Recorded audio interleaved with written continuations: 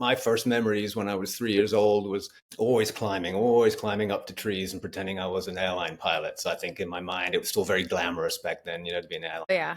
just fly the world on Pan Am and do that sort of thing. But I hadn't really given it much thought. But my room was covered in posters of every kind of cockpit, Concorde, 747, everything, and I just dreamed of flying. And then my mother's side of the family is Swiss, and I was born in Switzerland. My father's side is French, so I grew up speaking French. Um, but we heard a lot of stories of one of my cousins that had a terrible mountaineering accident and was rescued by a helicopter, and that kind of got me thinking that maybe that was more exciting than flying from airport to airport, runway to runway, just very, you know, sort of scheduled and structured versus going off and romantically saving people off sides of mountains, of which there are many in Garland. So I don't know how I ended up there.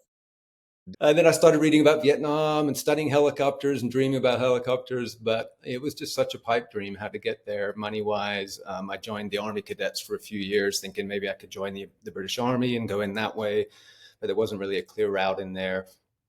Um, and um, and so when I turned 18, my brother already left to the US to go to university. My sister had already left to South America to go learn Spanish and fall in love with a Colombian man. And so I think our family was just destined to just go off in whatever corner they wanted to explore. And my parents were going to move to Belgium as empty nesters. So I'm like, well, I'm not staying behind in England all by myself. So just hopped on a plane to the US and said, it'll work itself out. I've got 300 pounds in my pocket and and the desire to figure out, something.